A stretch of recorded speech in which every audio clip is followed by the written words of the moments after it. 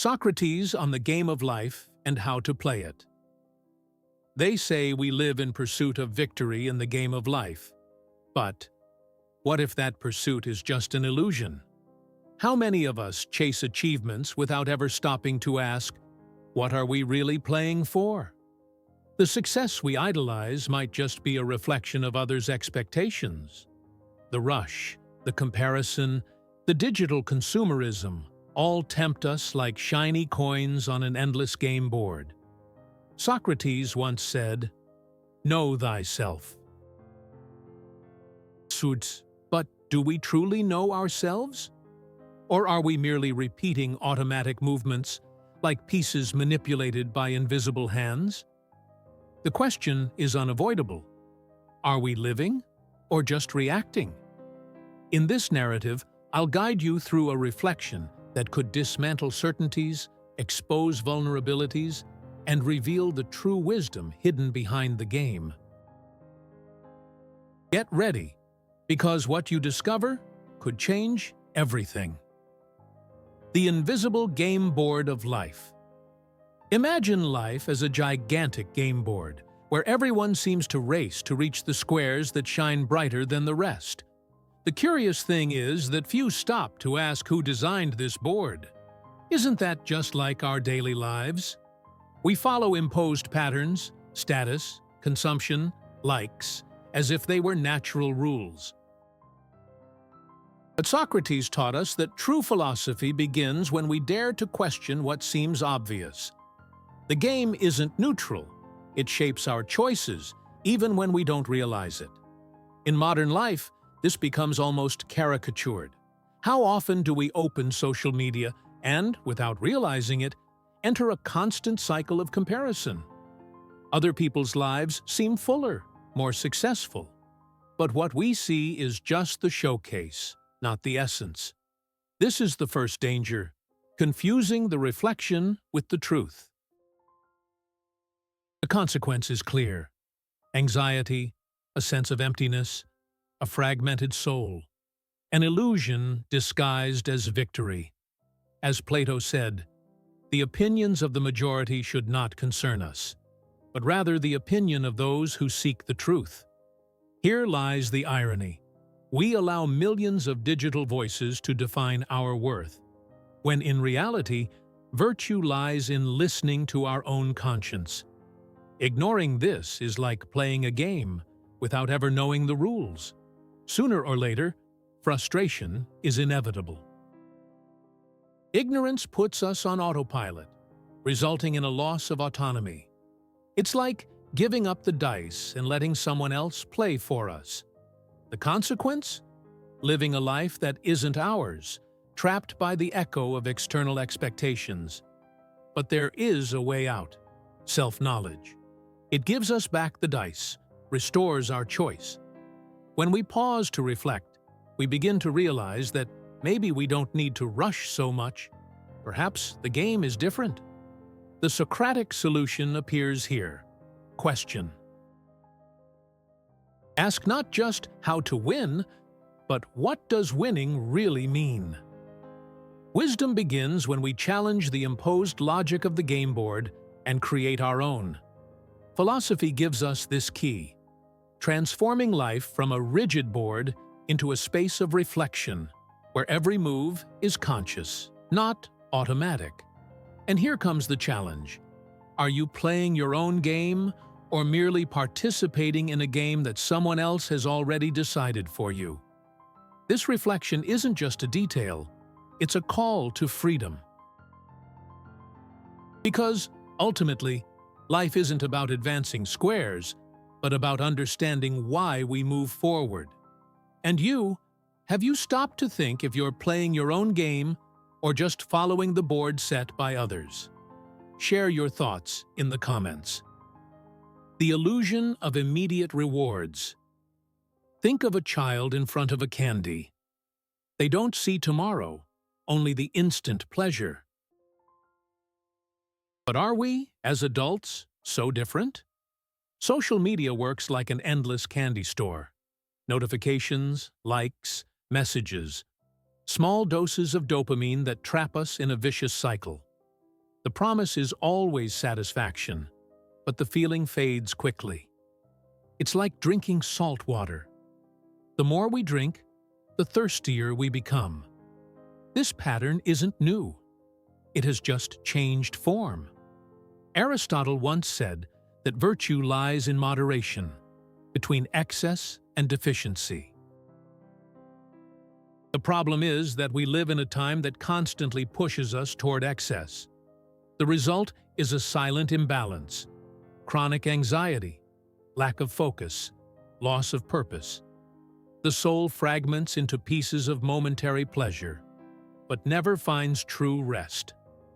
Modern psychology research shows that the addiction to immediate rewards activates the same brain circuits as chemical dependency. It's no exaggeration. We're trading freedom for crumbs of satisfaction. Ignorance here lies in believing that quick pleasure equates to happiness. The consequence is clear.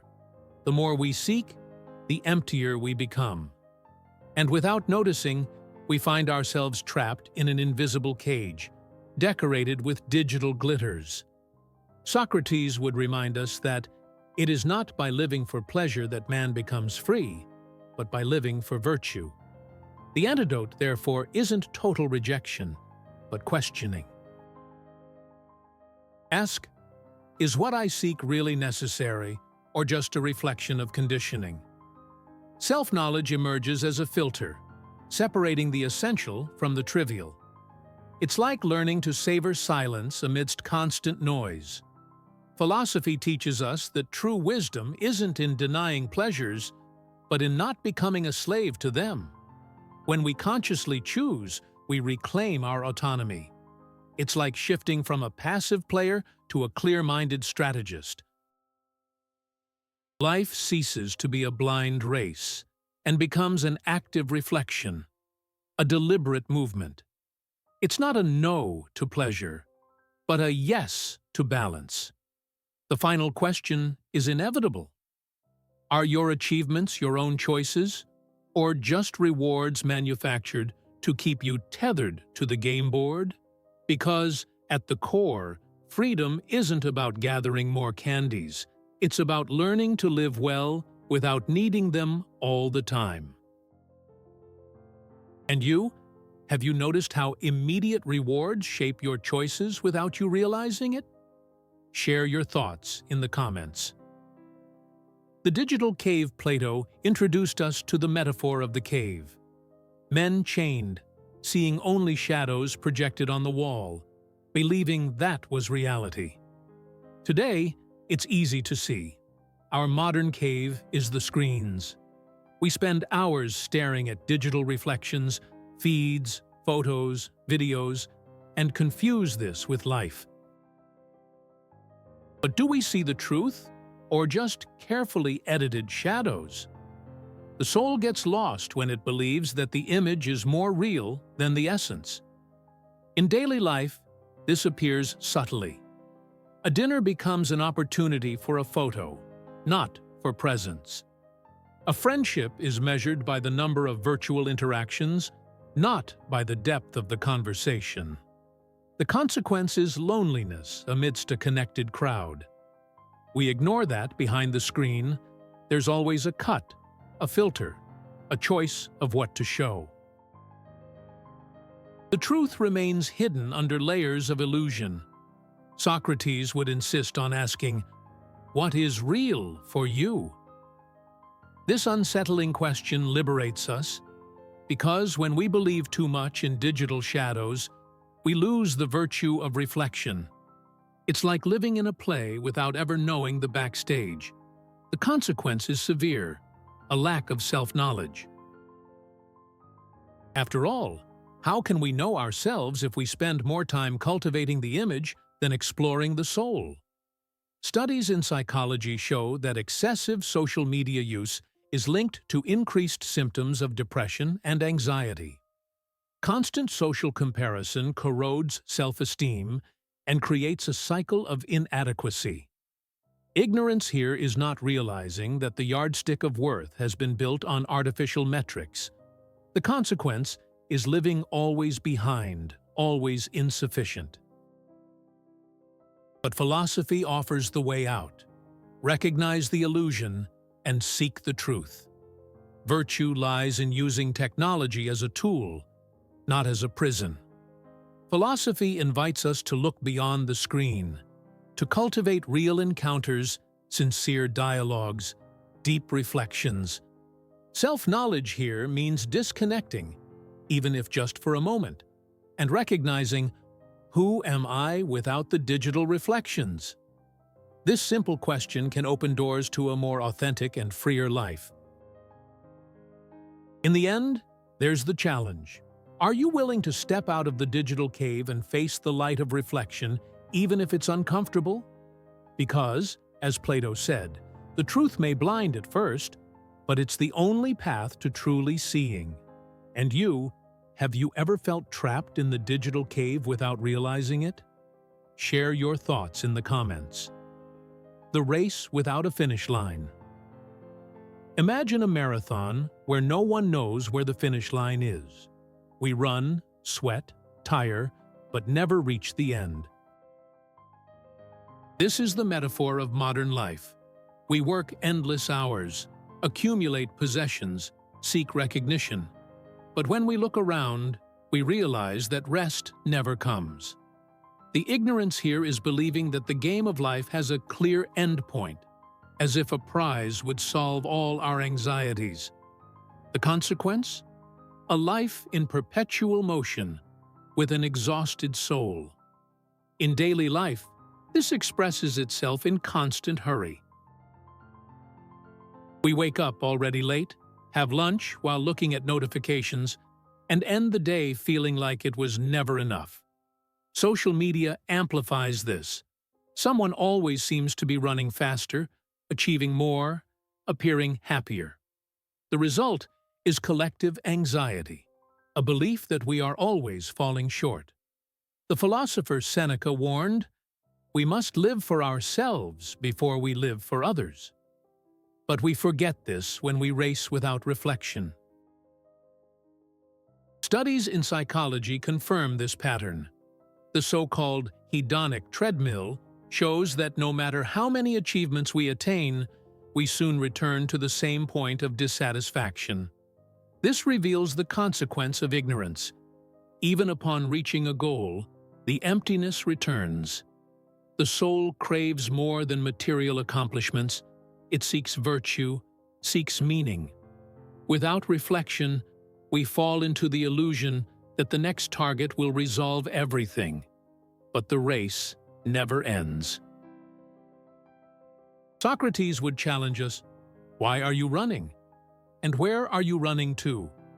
These questions expose the hidden truth. Philosophy invites us to pause, to reflect, to redefine what it means to win. It's not about abandoning movement, but transforming the race into conscious walking. When we replace haste with presence, we discover that life doesn't need a finish line to have value. Virtue lies in experiencing each step as an end in itself. The Socratic solution is self-knowledge.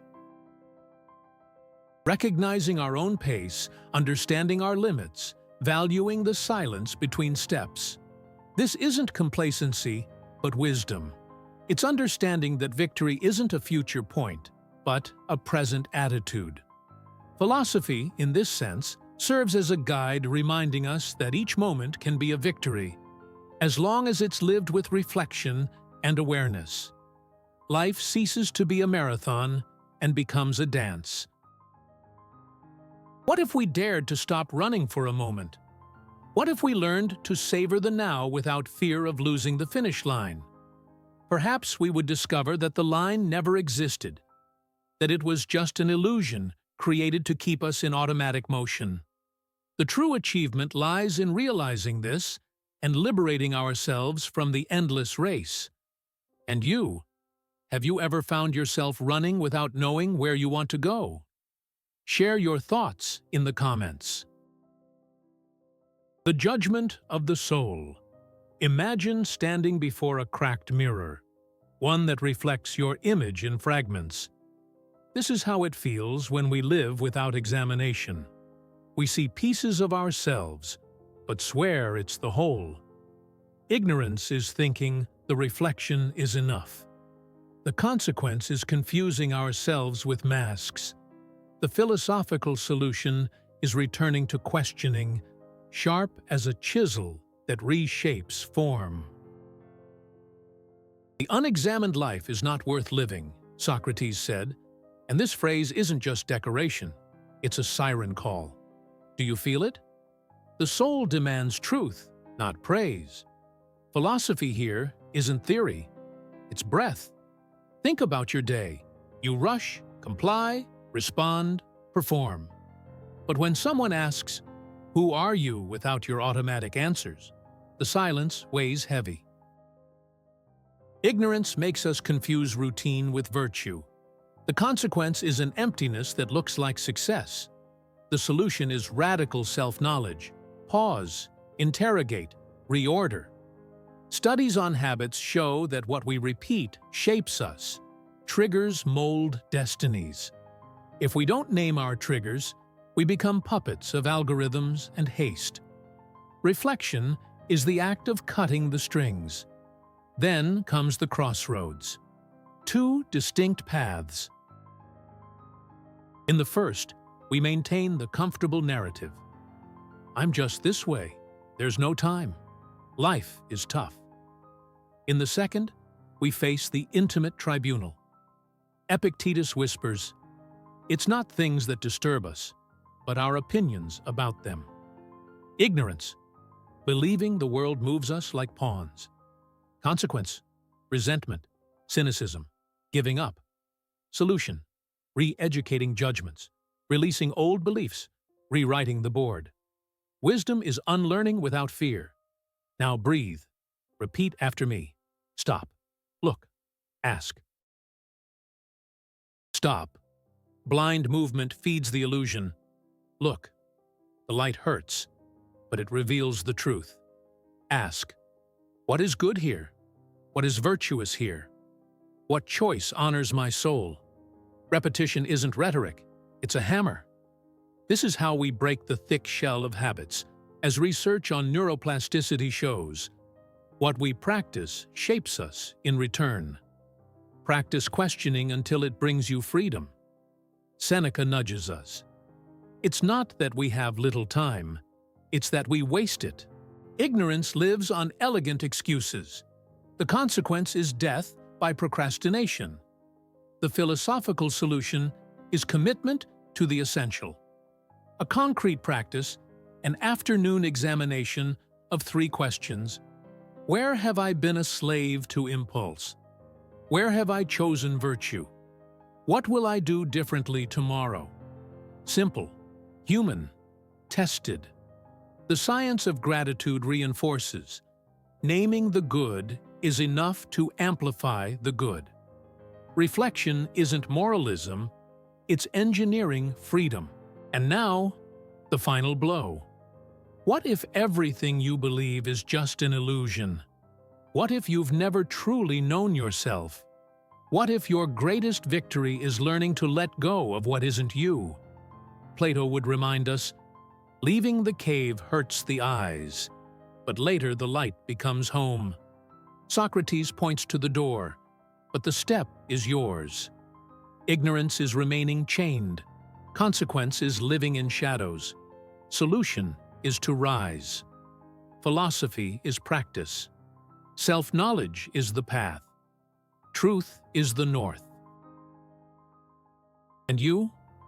Are you ready to judge yourself with courage and choose freedom? Share your thoughts in the comments. The golden rule of the inner game. Imagine an empty cup resting on a turbulent table. The more the table shakes, the more valuable the emptiness that allows it to receive without overflowing. Ignorance is believing the cup is defined by its contents. Consequence is living hostage to what comes in and out. Solution is remembering that the shape, self-knowledge, sustains everything. In the digital haste, we confuse a packed schedule with virtue, when often it's an escape. Philosophy reminds us, form before flow, meaning before result. Wisdom is learning to hold space. In everyday life, this cup appears in simple choices, saying no to an invitation that only feeds the ego, pausing 5 minutes before responding to that soul-stirring message, going to bed on time instead of binge-watching just one more episode. Research on gratitude and mindfulness shows that micro-decisions regulate mood, focus, and health. Ignorance is underestimating the small. Consequence is the silent erosion of character. Solution is a minimal daily ritual. Breathe, observe, name. Reflection is invisible strength training. Socrates gently challenges us. What is good for you right now? The question shifts tectonic plates. Ignorance is following inherited maps. Consequence is losing oneself in others' roots. Solution is redesigning the questioning that guides the day.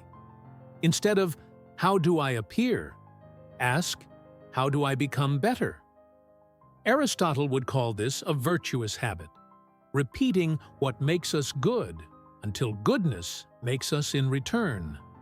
Truth is practice, not a slogan. The inner game wins before the scoreboard. Look at social media as a noisy marketplace. Voices sell comparison, urgency, outrage. Ignorance is buying without reading the label. Consequence is emotional intoxication. Solution is a deliberate informational diet. Define consumption windows, trustworthy sources, screen-free breaks. Studies on addiction show that the trigger precedes the impulse. Change the trigger, and you change the script. Philosophy gives language to this. Mastering desires, not denying them. Directing feelings, not repressing them. Virtue is effective direction. Now, the triad in a concrete gesture. Before any significant decision, perform the 3-lens examination. First lens, truth. What is actually happening? Second, wisdom. Which options preserve my soul? Third, virtue. What benefits others as well? Ignorance is acting without lenses. Consequence is recurring regret. Solution is sharpening discernment with daily practice. Plato would smile. We leave the cave one step at a time, with lamps in hand. Finally, accept a liberating paradox. Playing well means knowing when to stop playing when the game doesn't honor who you are. It's not giving up. It's active self-knowledge. Epictetus reinforces, take care of what depends on you. Judgment, effort, choice, and let go of the rest. Ignorance is confusing control with care. Consequence is exhaustion. Solution is true care. Clear limits, simple purpose, constant reflection. The wisdom of the inner game doesn't promise applause. It promises peace. And you, what is your golden rule to protect your soul amidst the noise? Share your thoughts in the comments. If the game of life seemed like a fixed board, it now reveals itself as a work in progress. Each question shapes the cup's edge. Each silence clears the lens. Each choice adjusts the compass. The journey was from questioning to truth, from perceived ignorance to practiced virtue, until philosophy ceased to be theory and became breath. And at the center, Socrates. Not as a statue, but as a method, self-knowledge in action, reflection illuminating the soul without noise. If this conversation sparked something in you, write in the comments a small, concrete decision you will make today to honor your truth. And if you wish to continue walking with me through questions that liberate, subscribe, and share this script with those who need a break from the noise. May your next move be driven not by fear, but by meaning. The next step may reveal something even deeper.